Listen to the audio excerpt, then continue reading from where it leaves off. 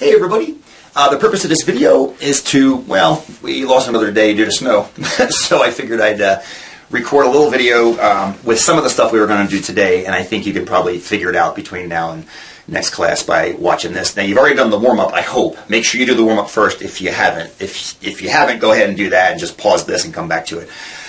But if you have, the warm-up helps you establish whether or not something looks bell-shaped enough, or at least symmetric enough. I think the idea of skew is that it actually compares it to a normal distribution. But symmetry will do for this class for most, as long as it's symmetric, generally speaking, and it's got that somewhat bell shape.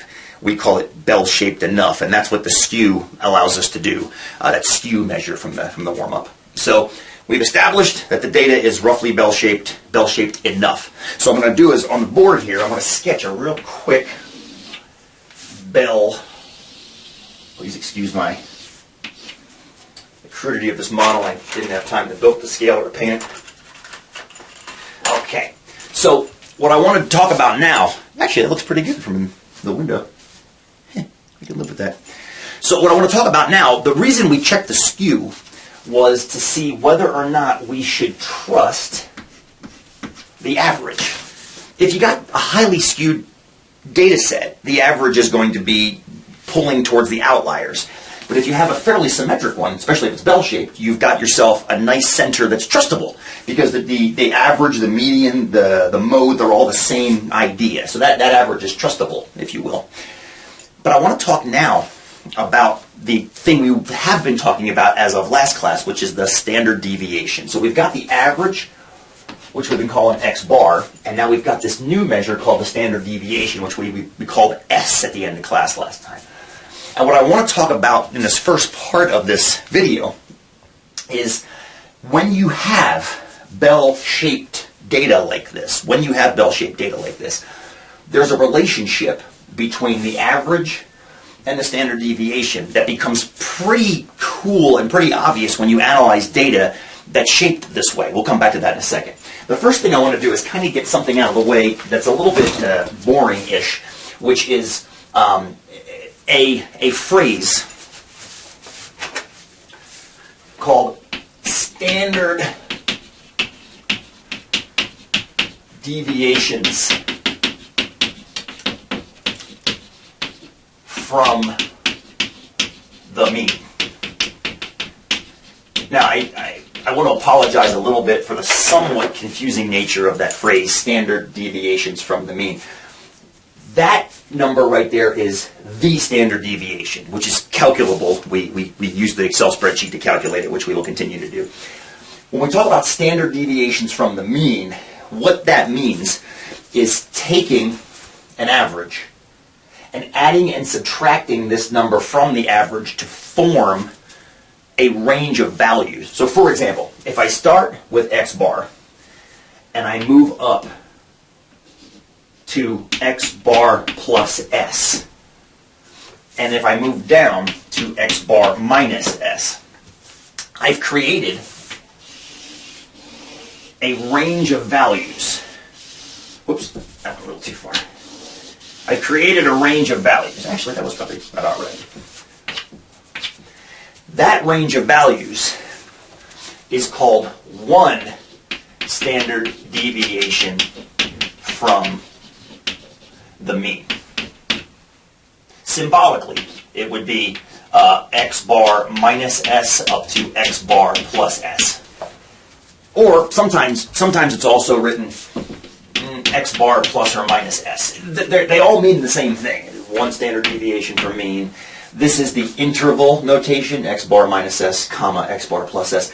This one here is just a way of writing with a plus or minus.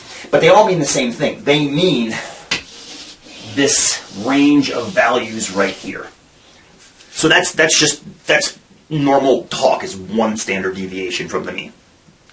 Okay, I'm sorry, it's just, I hate to be like kind of talking at you right now, but that's just a phrase I want us to get comfortable with. You can also have what's known as two standard deviations from the mean. Okay? Now what that means is, I should use a different color than orange. Well, that's okay, we'll use orange. What that means is, start at the average, go up one S and then go up another one. So this is really X bar plus 2 S's. And this one here would be X bar minus 2 S's. Let me fix this a little bit. 2 standard deviations from the mean. So if we trace out that range, you'll notice that it makes up the 1 standard deviation plus more here and here, plus more here and plus more there. That's 2 standard deviations, which could look either as an interval like this, or as a, I don't know what you want to call that, as a, I don't know what you want to call that, actually. I'm not sure what I should call it. And you can do this with any number of standard deviations, including fractional ones. We'll leave that, for right now, we'll leave that here. I might make that a warm-up for Thursday, assuming we don't get Snowmageddon out again. But you can go out 3 standard deviations, which is often done. That would just come down 1 more standard deviation and go up 1 more standard deviation. We'll talk about that one in a minute.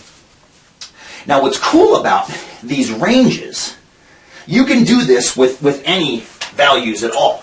The kicker, though, is you should only trust the average and standard deviation when you have this kind of symmetric data like we do. For example, the weight loss data, as you looked at, had an average of negative 15 pounds, about, and a standard deviation of about 16 pounds. Now, mathematically, we can actually do this with what we have on the chalkboard here. The average is negative 15 pounds. If we add the standard deviation to the average, 16 minus 15 gives us plus 1 pound. If we subtract the 16 from the negative 15, we end, I should put that in blue, shouldn't I? I'm sorry. If we subtract it, we'll drop down to negative 31 pounds. So that means the range of 1 standard deviation from the average in our particular data set ranges from negative 31 pounds up to 1 pound. Pretty cool. 2 standard deviations would be the exact same thing. You take the average of negative 15 and add 2 of those to that average. So if you, or more simply, add 1 more 16 to this to get 17 pounds. And then same thing down here, take 1 more 16 away from this, and you'll end up with negative, what's that, 47 pounds. And I'm going to draw a little line here and get a little close, and I apologize, to make sure that you can see the difference between the curve. And you could do this as much as you needed to. If you wanted to move half a standard deviation, you would just cut that bad boy in half. So negative 15 plus 8 would be negative 7, if you needed to do that. And we'll get, again, more of that in class. Right now, if you can visualize 1 and 2, I'll ask you to visualize 3 later. But for right now, this is a good start as far as that goes. So what I want to do now, and we'll go to the computer to help us with this one. What I want to do now is I want to look at how much of the data is actually within this range. Because this is the range of values, but there's a chunk of the curve that's within that range of values. There's also a chunk of the curve that's within the range of 2 standard deviations. Logically, you can look at that and go, oh, there must be more, because we've traced out this much for 1 and this much for 2. And the further you go out, the more of that curve you're going to trap. So what we're going to do is we're going to go to the computer and your data sheet, and we're actually going to count those numbers. So hang tight, we'll be right there. Hey everybody, so here's a continuation of what we were just talking about on the chalkboard over there. So here's your data, which we've already decided from the warm-up is bell-shaped enough. Bell-shaped enough. We have decided that it's not so horribly skewed as to not be believably bell-shaped. You might recognize this number here from your warm-up. It's very close to 0, which means even though this data is definitely leaning a little bit to the right, which means it's skewed a little bit left, it's still not skewed so much that it's going to be a problem to treat it as if it were a bell curve. So what I want to do now is I want to drive home a point with you all that we'll come back to in Thursday's warm-up. Here's your original data right here. Let me zoom in so you can see it better. This is the original data we dealt with. Okay. Now you might remember there were some ranges of data on the screen behind me that we calculated together. They were a number of standard deviations. In case you don't, let me just insert some rows here, and I'll write them out for you. We had written down one standard deviation, and we had written down two standard, spell that right, deviations. Okay, we're going to get saucy. We're going to add 3 standard deviations as well. Now, these ranges had upper and lower bounds. I'm going to throw a term out that I think you can follow. LCL and UC. No. I'm going to go LL and UL for lower limit and upper limit. Okay? The lower limit of one standard deviation was negative 31 pounds. The upper limit, whoops, I guess I can't use the pound sign, okay? Negative 31. The upper limit is 1. The lower limit of 2 standard deviations was negative 47, and the upper limit was 17. And you can get both of those from the first part of this video in case you missed it. What I want you to look at now is, I want you to look, first of all, at how many data points are within that range. Okay, this is going to be a bit of a weird, I wonder if that's going to look silly. It is going to look silly. Let's make it word wrapped. Hang on. Bear with me here. Here. How many data points are within that range? Okay, so within one standard deviation, how many data points are within from negative 31 to 1? So let's just count them up. You count them up, I'll count them up, and we'll see if we can get the same answer.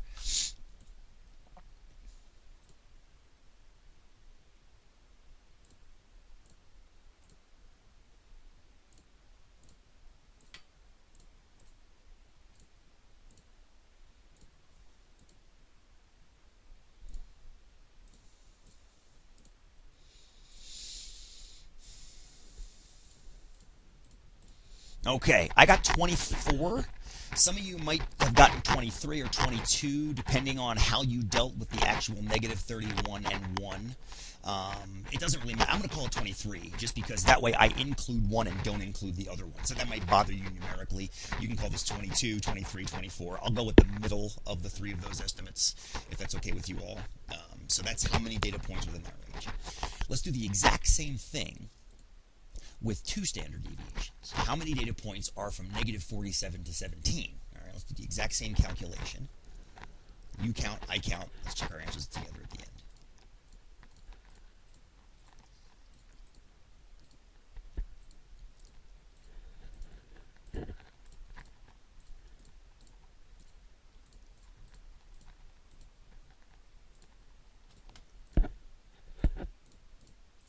Okay, I got 33 that time. 33. Okay? And that's pretty much because everything is in that range except for that goofy negative 58 and this goofy 21, which is above the 17. And you can get an idea graphically. Let's go down here and look at the histogram for a second, and you can actually see how this makes sense. If you were to visualize, and if we were in class, I would do this together with you at the board. I'd shine this onto the board and draw the lines up. Your average is right about here at negative 15. And if you were to go out 1 standard deviation, you'd be going down to about here with negative 31 and up to about here with 1. So there's that first chunk of the data. And then if you go out more standard deviations, you'd pop out this way and then pop down this way, and you'd only lose the upper and lower most data values. So regardless, I think these numbers make sense right here. So let's zoom back in. Now, something I want you to check now, and this is what we'll come back to in the warm-up on Thursday, is what percent of the data are within that range. And that doesn't have a Y in it. Sorry. Okay, let's word wrap that bad boy too while we're at it. Okay. Okay, and let's make it centered because now I'm just getting annoying. So there are, let me count them again. I think it's I count 35 data points altogether. So that means that 23 divided by 35, I get about 66%. If I change that to a percent, it's about 66% of the data, or roughly 2/3 of the data are within the range of one standard deviation. If I do the same thing here, it equals 33 divided by 35. I get about 94. If I change that to a percentage and to make it centered, that's about 94%. Now, those numbers might not seem like anything to you. That's totally fine if they don't. This is where Thursday's warm-up will kind of pick up where this leaves off. But those numbers are very special in bell curves, and we'll come back to why. As one final little exercise, we'll do three standard deviations, just as a practice here, and one more little explanation here. The lower limit on 3 standard deviations would be, again, 16 down more from 47. So 16 down more from 47, I think gets us to negative 63, if I did that math right, if I add 16 to 47. And then up 16 would be 33. Let's center those. Okay? So how many data points are within that range? Well, that's all of them at this point. So that's going to be 100%. Okay? That's going to be 100%. And again, these numbers, 66, 94, 100, they're fairly special when it comes to standard deviations within bell-shaped data, and I want to come back to these. I want to come back to these standard deviations and the percentage that are in these ranges, and I want to talk about those more on Thursday when we're all together, because I think we've gone just about as far as we want to go without being able to have dialogue back and forth, because I don't want to take it much further, because if something in here didn't click or didn't make sense, I want to make sure it does click and does make sense with you before we go any further. So, at any rate, hope this helps, and we'll catch you on Thursday. I'm also going to forward this video and the warm-up to the other 243 class in case you all can't get in because of weather too. So that way, if you missed anything, at least you can kind of stay caught up with what we're going to do in class at 10:15. All right, stay warm, stay safe, and have a great rest of your day, friends. Bye.